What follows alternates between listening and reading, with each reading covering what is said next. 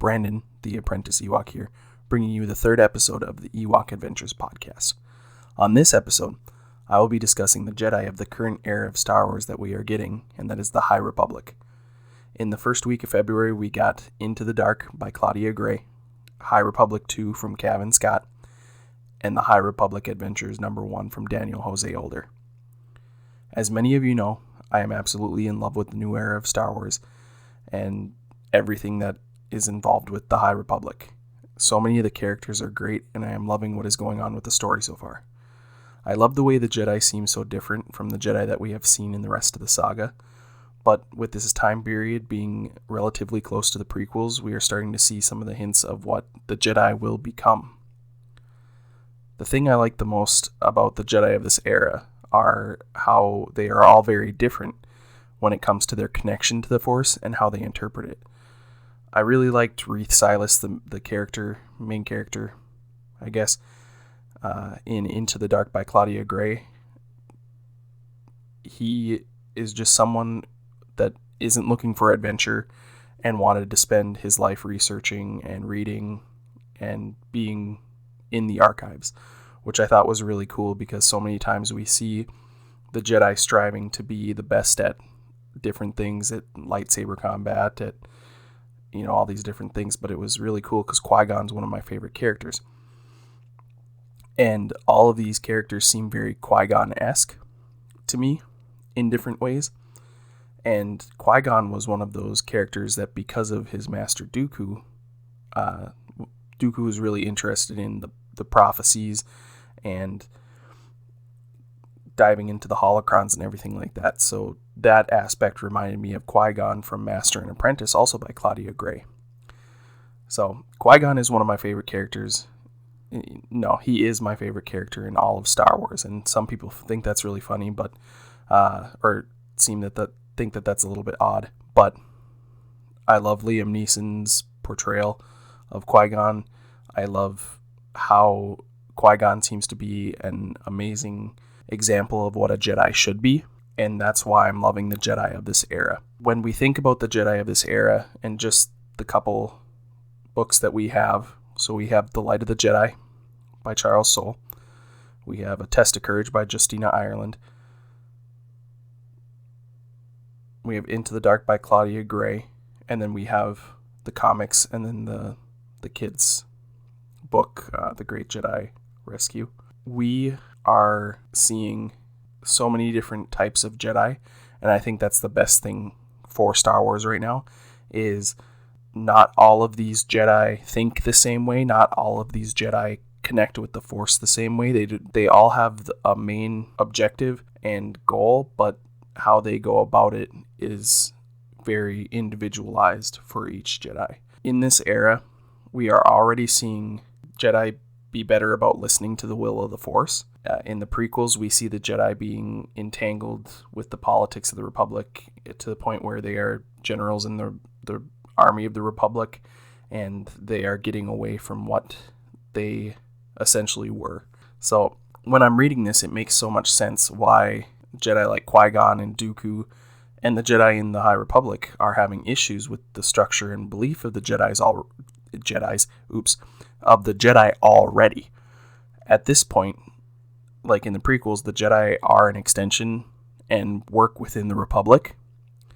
So when the Jedi should be mediators of the Force and protectors of the light, we're not just seeing it as what the Republic is viewing as important. So the idea, the greater good, pops into my head when it comes to the Jedi of the prequels compared to the Jedi in the High Republic. And I think we're already seeing the Jedi in the High Republic becoming more wrapped up in the politics and the expansion of the Republic rather than what they should be doing. The Jedi in the prequels, they were essentially pawns in Palpatine's game. He knew the weakness of the Jedi and their ties to the Republic, and I think it's really interesting because if the Jedi work independently of the Republic and don't become as entangled with the politics of it all, does Order 66 happen, and do the Jedi fall from grace? That's reading this era that's my current, like, what if. I'm not good at thinking all those things through, but that's just one of my thoughts is, if they just listen to the will of the Force and don't get caught up in being the center of the Republic and the guardians of the Republic, what does happen. So this is where I want to talk about Wayseeker Jedi that are introduced in Into the Dark. And the example is Orla Jareni, and I hope that's how you pronounce that character's name. But the Wayseeker Jedi are a really cool concept to me. They work independently of the Jedi Council, and it seems to be that they're free of many of their rules and mandates. But in the novel Into the Dark, they mention Jedi going off and sitting on a mountaintop or helping revolutionaries, and then even listening to the Force's calling and becoming a singer on Alderaan. So I just find that so interesting because, in my opinion, it has some echoes of the Grey Jedi, and I don't want the Grey Jedi to be part of canon, and I think it's a cool concept that was never really fully thought out. But these Jedi that are the Wayseeker Jedi seem to be a more thought out and acceptable version of this, if now that they're part of canon. And I think the coolest part about it is these Jedi are already having conflicting views with the Jedi Council, and they're going off on their own to figure out what the Force is calling them to do. And that seems like the most Jedi thing. But then why wasn't this common? I think the Jedi in the prequels were too fond of their own hubris, and one of the things that I appreciate about the sequel trilogy is how they gave us a Luke Skywalker and a Yoda that realized that they weren't right all along, and they were caught up in themselves.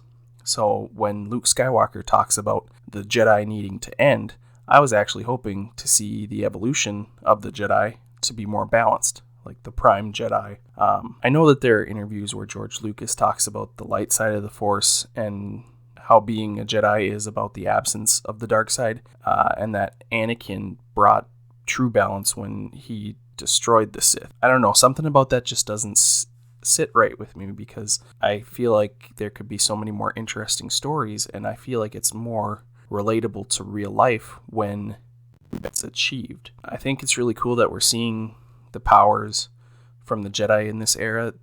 They're amazing, and it's because they're more attuned to the Force than any of the other Jedi we have seen in the saga. We know how powerful Luke and Anakin and Yoda were, but there's a difference between their raw power and the connection to the Force that we are seeing in the High Republic. We have everyday Jedi doing things that the characters that we see in the other trilogies aren't doing. And I know part of that is, the technology, and it's easy to go back and reverse storytelling to where, the technology and powers are better and stuff like that. But this is not a bad thing. To me, it makes total sense that the powers aren't as strong in the other trilogies, because their ability to connect and channel the Force has diminished over time. I mean, Yoda even admits we're having a hard time connecting with the Force. So I really do appreciate that we aren't just seeing conventional Force powers or, just one basic interpretation of the Force. And I said this in my last episode when I talked about the High Republic, and why the casual fan or somebody who hasn't picked it up yet should read it. And that is that Avar Kriss is such a cool character, and the way that she interprets the Song of the Force is so cool. When we talk about listening to the living and the cosmic Force, it is so nice to see and read something about the Song of the Force, because what do you listen to? A song. And it's amazing that the imagery in the book Light of the Jedi is awesome for Avar Kriss and listening to the Song of the Force, and I've just really appreciated that. So I know some people aren't going to get into these books and might not give it a chance, but that's okay, because I will enjoy it for them. And if I need to do recaps on YouTube, so some of my friends that aren't necessarily interested in the High Republic can get some of the highlights of what's going on in this era, I will definitely do that. But I'm really hoping that we get to see some of the stories in the future involve these Wayseeker Jedi, and some of the missions that they have gone on and what the Force has called on them to do. And that brings me back to Qui Gon and Dooku and what could have happened. This is another one of my big what ifs, is what could have happened if they were Wayseeker Jedi, and what would they have been called upon to do?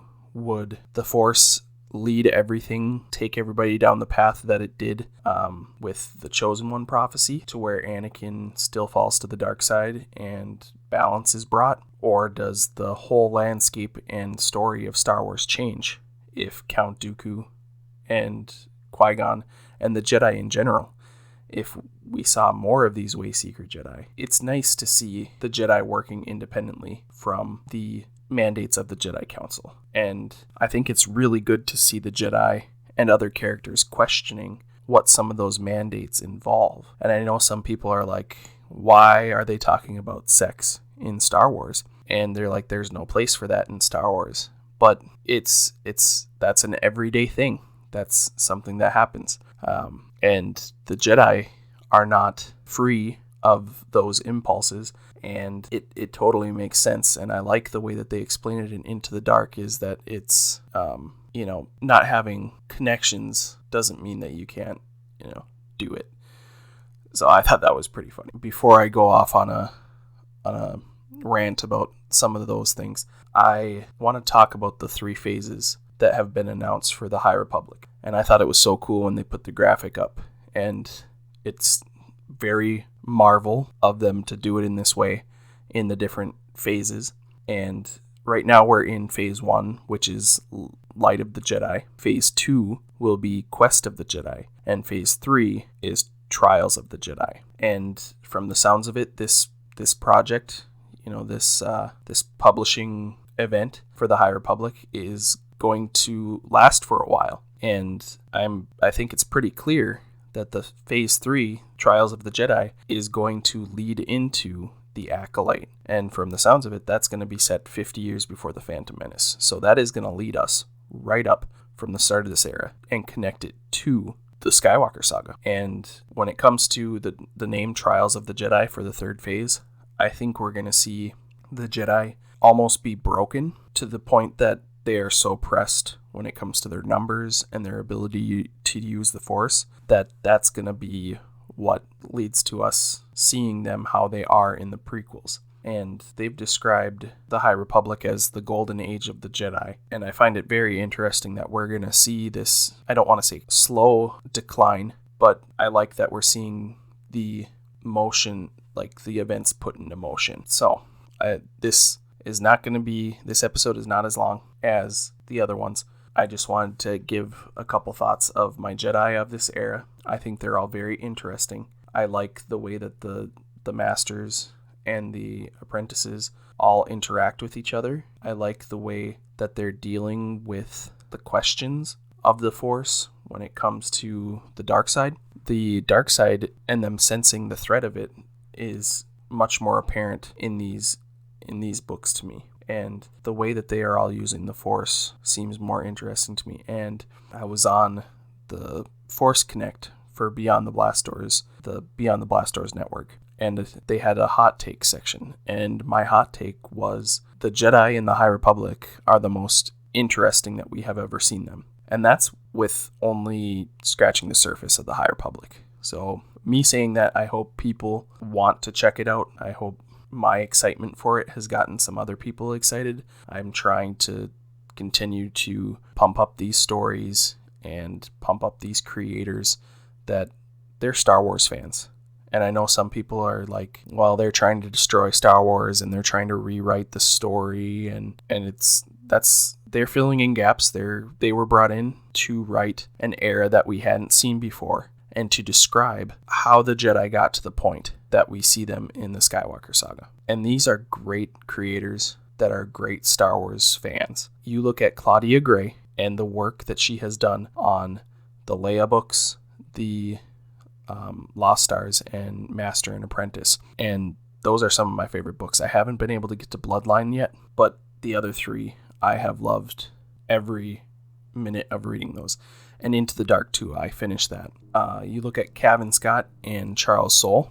Charles Soule is seeing a ton of success from the light of the Jedi, and it is 100% deserved. To have a Star Wars book be on the New York Times bestseller list multiple weeks in a row is awesome. And Justina Ireland as well, with A Test of Courage. I think this era is already more successful than people ever expected it to be. The fact that they have to go into multiple upon multiple reprints of the comics is absolutely awesome. I honestly was hoping for this kind of success, but I didn't expect it. So that's really nice to see. I really, really want people to try to give this a shot. And it's okay if you don't get into the Star Wars books. It's okay if you're hesitant. That's absolutely fine. But go watch a recap on YouTube or something, or listen to one of your favorite podcasters who will go into more depth about this stuff than I can, and give it a shot. I think this is going to be such a big project that people are going to look back on it and they're going to have to catch up, because it's going to be a big deal, and it's going to lead into that live action show, The Acolyte, and people will feel like I felt when I didn't watch Clone Wars right away or Rebels, and I had to catch up, and then I was like, oh man, I kind of missed the hype, but then it had a resurgence. So I am hoping for the continued success of the High Republic. We've got a little bit of a break, which I'm not excited about because I just want to keep reading these stories, but it does give people some time to read these books. So please, if you trust me and some of my Star Wars takes and want to check it out, please do. Whether it's the hardcover books or listening to it on Audible. I have fallen in love with Audible audiobooks and the production of it all. They're like radio dramas, and the narrators talking in different voices, the music in the background. Audiobooks are a little bit slow for me, so I double the speed. So I listened to Into the Dark in like 8.5 hours. So that was pretty cool. And I didn't feel like I was just listening and not taking in any of the information. I actually sat here, and at one point I had the hardcover in my hands and I was reading along with it at around the speed that I was listening to it at. And so I could see the names when they pronounced them, some of the places. That way, not just saying them, but seeing the words would stick in my brain a little bit better. And I know that's kind of a silly thing to do, and not everybody's going to do that, because you could just pull up the Wikipedia page. But I did enjoy doing that because I got to read along with the soundtrack and the different voices, and it helped me visualize while also retain some of that information. So without going on for too long, those are some of my thoughts about the Jedi and the Jedi of the High Republic era, and how we see them slowly going towards what we see in the prequels. I'm absolutely in love with this era, and if you ever want to chat Star Wars with me, message me about anything, go right ahead. I'm ApprenticeEwok on Twitter, on Instagram. I will gladly talk about anything. I try not to spoil anything on my timelines for anybody. So if you want to DM me or start a group chat or anything, I'm absolutely down for it. So those are my thoughts. I want to thank you for listening to what is now the 3rd episode of the Ewok Adventures Podcast. Let me know if there's any specific topic you want me to ramble on about in a future episode. And yeah, thanks for listening. Remember to be a spark of positivity and All Lutanab, which means celebrate the love. Yum num.